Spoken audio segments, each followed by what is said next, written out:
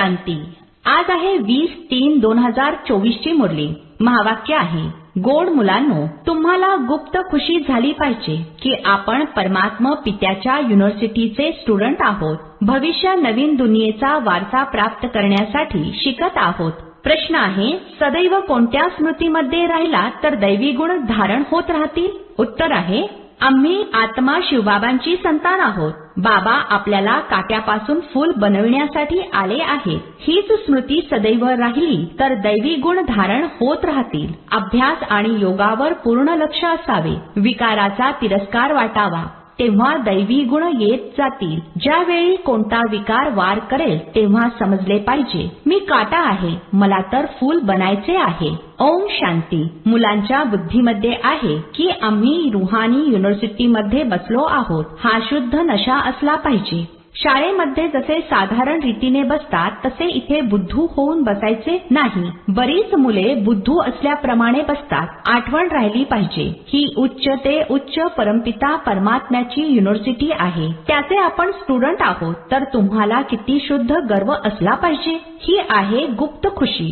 गुप्त ज्ञान. प्रत्येक गोष्ट गुप्त आहे. अनेकांना इथे बसून देखील बाहेरचे खराब विचार येत राहतात. इथे तुम्ही शिकत आहात भविष्य नवीन दुनियेचा वारसा प्राप्त करण्यासाठी. तर तुम्हाला किती आनंद झाला पाहिजे. दैवी गुण देखील असावेत. भले इथे सर्व ब्राह्मणच येतात, तुम्ही तर तिकडच्या अर्थात जुन्या दुनियेतील कचरापट्टीतून बाहेर पडून इथे येता. तर तुम्हा मुलांना किती आनंदामध्ये राहिले पाहिजे. सारी दुनिया यावेळी घाणीमध्ये बरबटलेली आहे. कुठे कलियुगी घाण आणि कुठे सतयुगी फुलांचा बगीचा. कलियुगामध्ये एकमेकांना काटे टोचत राहतात, अर्थात दुःख देत राहतात. तुम्हाला तर आता फूल बनायचे आहे. तर किती आनंद झाला पाहिजे. आता आपण फूल बनतो. हा बगीचा आहे. बाबांना बागवान म्हटले जाते. बागवान येऊन काट्यांना फूल बनवतात. हे तर मुलांना समजले पाहिजे की आपण कोणत्या प्रकारचे फूल बनत आहोत. इथे बगीचा देखील आहे. मुरली ऐकून मग बगीच्यामध्ये जाऊन त्या फुलांशी स्वतःची तुलना करा की आम्ही कोणते फूल आहोत. आम्ही काटे तर नाही आहोत. जेव्हा क्रोध येतो तेव्हा समजले पाहिजे की मी काटा आहे, माझ्यामध्ये भूत आहे. इतका तिरस्कार वाटला पाहिजे. क्रोध तर सर्वांसोबत एकत्र असताना येतो. काम विकार तर सर्वांच्या मध्ये करू शकत नाही, तो तर लपून करतात. क्रोध मात्र बाहेर असताना निघतो. क्रोध करतात तर त्याचा प्रभाव देखील थोडे दिवस राहतो. क्रोधाचा देखील नशा आहे तर लोभाचा देखील नशा आहे. आपलाच आपल्याला तिरस्कार वाटला पाहिजे. तुम्ही समजता आम्हाला बाबा फूल बनवतात. काम आणि क्रोध खूप वाईट आहेत. ते माणसाचे सारे सौंदर्यच घालवून टाकतात. इथे चांगुलपणा दाखवाल तेव्हा तिथे देखील चांगुलपणा प्राप्त कराल. बाबा दररोज मुलांना समजावून सांगत राहतात की दैवी गुण धारण करा.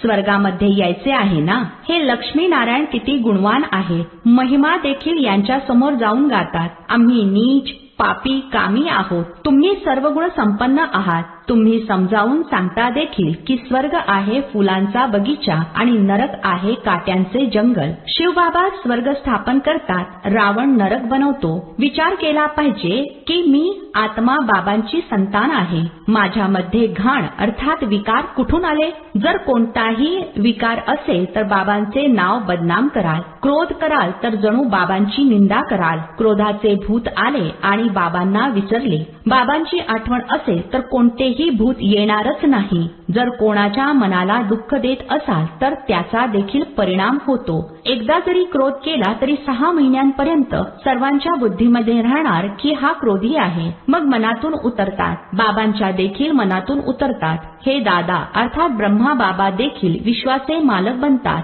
यांच्यामध्ये देखील जरूर कोणत्या कला असतील, परंतु कोणाच्या भाग्यामध्ये नसेल तर पुरुषार्थ करणार नाहीत. किती सोपा पुरुषार्थ आहे. फक्त बाबांची आठवण करा तर आत्मा स्वच्छ बनेल. इतर कोणताही उपाय नाही. यावेळी तर कोणीही राजऋषी नाहीये. राजयोग शिकविणारे एक बाबाच आहे. मनुष्य मनुष्याला सुधारू शकत नाही. बाबा येऊन सर्वांना सुधारतात. जे एकदम चांगल्या रीतीने सुधारतात ते सतयुगामध्ये पहिले येतात. तर कोणतीही खराब सवय असेल तर सोडली पाहिजे. पूर्णपणे अभ्यासावर योगावर लक्ष दिले पाहिजे. हे तर जाणता सर्वच काही एकसारखे उच्च बनणार नाही, परंतु बाबा तर पुरुषार्थ करायला लावतील. जितका होईल तितका पुरुषार्थ करून उच्चपद प्राप्त करा, नाही तर कल्पकल्पांतर प्राप्त करू शकणार नाही. बाबा वारंवार समजावून सांगत राहतात की बाबांची आठवण करा तर विकार रूपी कचरा निघून जाईल. ते संन्यासी तर हठयोग शिकवतात. असे समजू नका की हठयोगाने आरोग्य चांगले होते. ते कधीही आजारी पडत नाही, ते सुद्धा आजारी पडतात. भारतामध्ये जेव्हा लक्ष्मी नारायणाचे राज्य होते तेव्हा सर्वांचे आयुष्य जास्त होते, हेल्दी वेल्दी होते. आता तर सर्व एकदमच कमी आयुष्यवाले आहेत. भारताला असे कोणी बनवले हे कोणीही जाणत नाही. एकदम घोर अंधारामध्ये आहेत. तुम्ही कितीही समजावून सांगा, परंतु त्यांना समजावून सांगणे खूप अवघड आहे. तरी देखील साधारण गरीबच समजून घेण्याचा प्रयत्न करतात. इथे कोणी लखपती आहे का? आजचे लाख देखील काही मोठी गोष्ट नाहीये. आज लखपती तर खूप आहेत, त्यांना देखील बाबा साधारण म्हणतात. आज तर करोडपतीची गोष्ट आहे. लग्नामध्ये देखील किती खर्च करतात. तुम्हा मुलांनी मोठ्या युक्तीने समजावून सांगायचे आहे, जेणेकरून कोणाला तीर लागेल. मोठ्या मोठ्या व्यक्ती कोणी MP इत्यादी येतात तर खूप खुश होतात, परंतु एकातही ताकद नाही जो आवाज करू शकेल. तुम्ही समजावून सांगता तर खरे, परंतु यथार्थपणे समजून न घेताच निघून जातात. उच्च ते उच्च भगवान, उच्च ते उच्च हा वारसा. लक्ष्मी नारायणाला हा स्वर्गाचा वारसा कोणी दिला, हे कुठले रहिवासी आहेत हेच बऱ्याच जणांना कळत नाही. म्युझियम मध्ये समजून घेण्यासाठी बरेच जण येतात. सेवेचा चान्स चांगला आहे, परंतु योग नाही आहे. बाबांची आठवण करतील तर प्रफुल्लित देखील होतील की आपण कोणाची संतान आहोत. किती मुले नियमानुसार शिकत नाहीत. बाबांसोबत योगच नाहीये. संपूर्ण तर कोणी बनलेले नाही, नंबरवार आहेत. मुलांनी एकांतामध्ये बसून बाबांची आठवण करायची आहे. अशा बाबांकडून आम्ही स्वर्गाचा वारसा प्राप्त करतो. या दुनियेमध्ये आम्हीच सर्वात पतित बनलो आहोत. मग आता आम्हालाच पावन बनायचे आहे. हे व्यवस्थित लक्षात ठेवायचे आहे. बाबा प्रत्येक गोष्टीसाठी मत तर देतात की असे असे करा.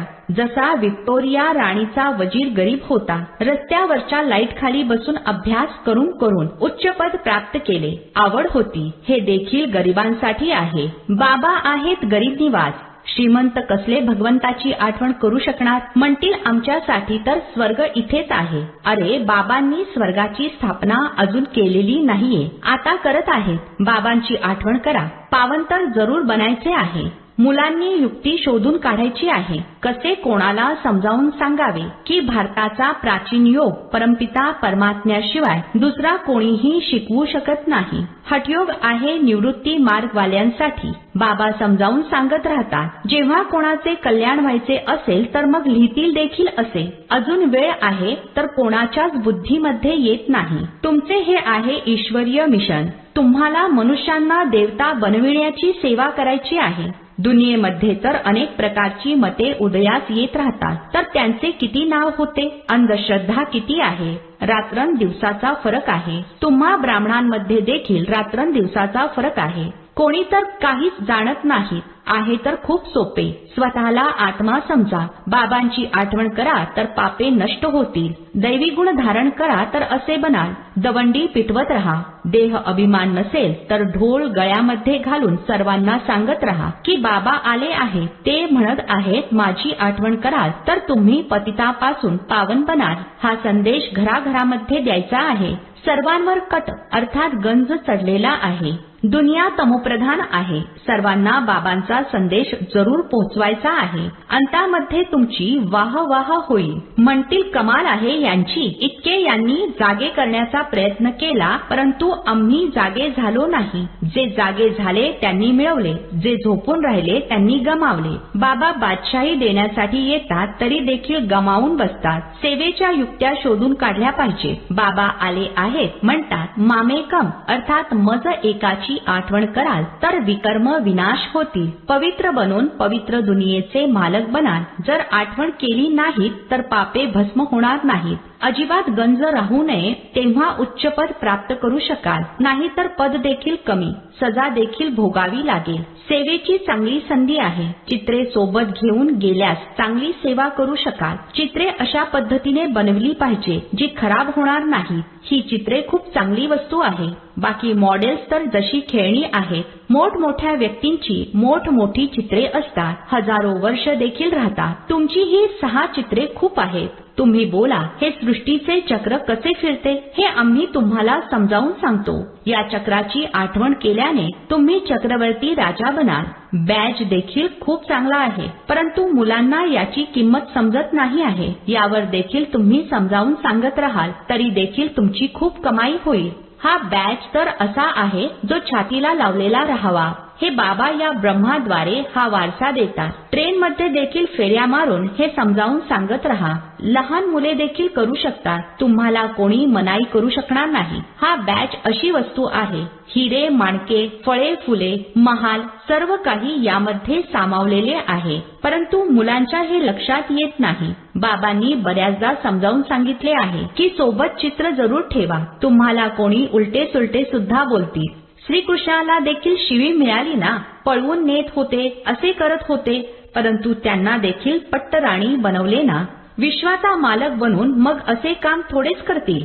या ज्ञानामध्ये शुद्ध नशा खूप असला पाहिजे. आपल्याला वाटते लवकर विनाश व्हावा, मग म्हणतात आता तर बाबा सोबत आहेत. बाबांना सोडून दिले तर मग बाबा 5000 वर्षांनंतरच भेटतील. अशा बाबांना आपण कसे सोडायचे? बाबांकडून तर आपण शिकत राहावे. हा आहे ब्राह्मणांचा सर्वश्रेष्ठ जन्म. असे पिता जे आपल्याला राजाई देत आहेत. नंतर तर आपण त्यांना भेटणार नाही, परंतु गंगेवर राहणाऱ्यांना त्याची फारशी किंमत वाटत नाही. बाहेरचे लोक किती महत्त्व देतात. इथे देखील बाहेरचे किती बलिहार जातात. जर योगाचे बळ नसेल तर कोणालाही समजावून सांगण्याचा परिणाम होत नाही. काहीच समजत नाही. येतात खूप, लिहितात, असे समजावून सांगितले, म्हणतात खूप छान आहे. बाबा समजून जातात. यांनी ऐकले असे जसे ऐकलेच नाही. जरा देखील समजलेले नाहीये. बाबांना जाणले नाही आहे. जर काही समजले असेल तर अशा बाबांसोबत कनेक्शन तर ठेवा. चिठ्ठी लिहा तर लगेच तुम्हाला विचारतील की अशा बाबांना तुम्ही कशी चिठ्ठी लिहिता, आम्हाला सांगा. शिव बाबा केअर ऑफ ब्रह्मा लगेच लिहायला सुरुवात करतील. हा तर रथ आहे ना, परंतु जास्त किंमत तर त्यांची आहे जे यांच्यामध्ये प्रवेश करतात. सेवा करून करून बऱ्याच मुलांचे गळे सुकून जातात, परंतु योग नसेल तर तीर लागत नाही. याला देखील ड्रामाच म्हणणार. बाबांना जाणले तर मग बाबांना भेटल्याशिवाय राहू शकणार नाहीत. ट्रेनमधून येताना देखील योगयुक्त होऊन यावे. आम्ही बाबांकडे जात आहोत. ज्याप्रमाणे विदेशातून येतात तर पत्नी, मुले, बाळे सर्वांची आठवण येते. इथे तर आपण कोणाकडे जात आहोत? तर वाटेत किती हर्षित झाले पाहिजे. सेवा करत करत आले पाहिजे. बाबा आहेत सागर, पाहतात मुले फॉलो करत आहेत. ज्ञानाच्या लाटा उसळतात तर पाहून खुश होतात. हा तर खूप चांगला सपूत मुलगा आहे. पहाटे आठवणीच्या यात्रेचा खूप फायदा होतो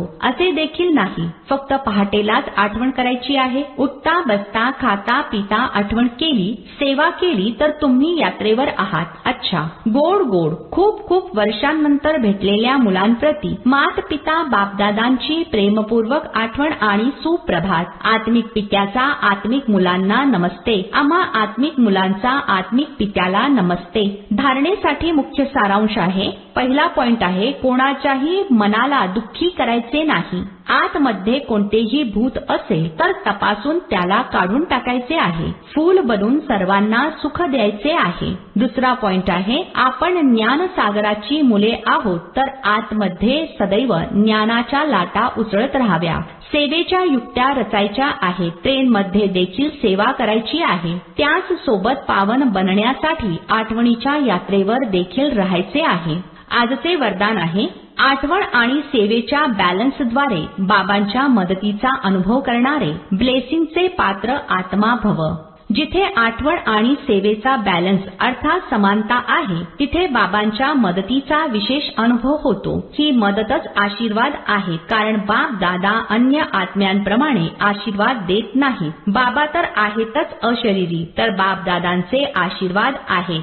सहज स्वतः मदत मिळणे, ज्यामुळे जी असंभव गोष्ट आहे ती संभव होईल, हीच मदत अर्थात आशीर्वाद आहेत. असे आशीर्वादांचे पात्र आत्मा आहात जे एक कदम मध्ये पदमची कमाई जमा होते. स्लोगन आहे, सकाश देण्यासाठी अविनाशी सुख, शांती आणि खऱ्या प्रेमाचा स्टॉक जमा करा.